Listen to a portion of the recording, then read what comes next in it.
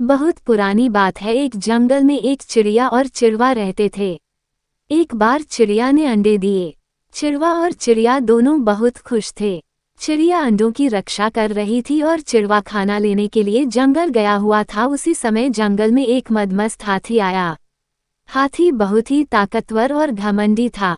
हाथी उसी पेड़ के पास पहुंचा जिसमें चिड़िया रहती थी और जोर जोर से पेड़ को हिलाने लगा।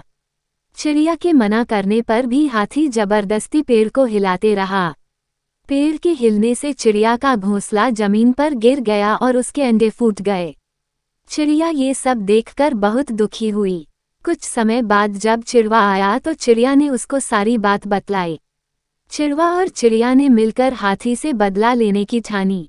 चिड़ा और चिड़िया दोनों मिलकर अपने मित्र कठफोड़वा के पास गए और उससे सहायता मांगी।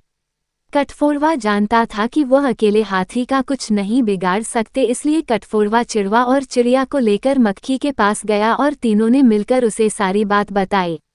मक्खी भी चिड़िया की सहायता करने के लिए तैयार हो गई, किंतु वह सब मिलकर कुछ नहीं कर सकते थे। मक्खी ने सबको मेढक के पास चलने की सहायता दी। चारों मिलकर मेढक के पास पहुंचे और उसे सारी बात बतलाई। मेढक ने भी उनकी सहायता करने का भरोसा दिया, किंतु वे सभी मिलकर भी हाथी का कुछ नहीं बिगाड़ सकते थे, इसलिए चारों ने मिलकर एक योजना बनाई। योजना के अनुसार एक दिन जब हाथी सो रहा था तो मक्खी उसके कान के पास जाकर गुनगुनाने लगी, जिससे हाथी मक्खी का गाना सुनने में मगन हो गया। उसी समय कठफोड़वा ने हाथी की दोनों आंखों में चोंच मारकर उसको घायल कर दिया। हाथी की आंखों में बहुत दर्द हो रहा था। हाथी किसी भी तरह नदी या तालाब के पानी में जाकर आंखें धोना चाहता था, जिससे उसको कुछ राहत मिले। तभी योजना अनुसार मेढक एक दलदल के किनारे बैठ गया और तिर्राने लगा। हाथी को लगा कि पास से मेढक की आवाज आ रही है, अवश्य ही पास में ही कोई तालाब अथवा नदी है। हाथी तुरंत उस दिशा में भागा जहां से मेढक की आवाज आ रही थी और जाते ही वह दलदल में फंस गया। अब हाथी बहुत अधिक परेशान हो गया था, क्योंकि उसकी आंखों में बहुत दर्द हो रहा था और वह दलदल में फंस चुका था। अब चिड़िया, चिड़वा, कठफोड़वा, मक्खी और मेढक भी वहां आ गए। उन सभी को देखकर हाथी ने उनसे सहायता मांगी।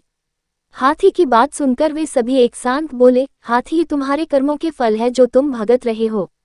अगर तुमने दूसरों को परेशान नहीं किया होता तो आज तुम्हारी यह हालत नहीं होती। हाथी को पूरी बात समझ में आ गई कि उसके घमंड के कारण बहुत से जीवों को नुकसान हुआ है। हाथी ने अपनी गलती के लिए चिड़िया से क्षमा मांगी। चिड़िया को हाथी पर दया आ गई और उसने हाथी को माफ कर दिया। चिड़िया जंगल के दूसरे जानवरों को बुला कर ले आए और हाथी को दलदल से निकाल लिया। कुछ दिनों में हाथी की आंखें ठीक हो गई और उसने सभी जानवरों से माफी मांगी।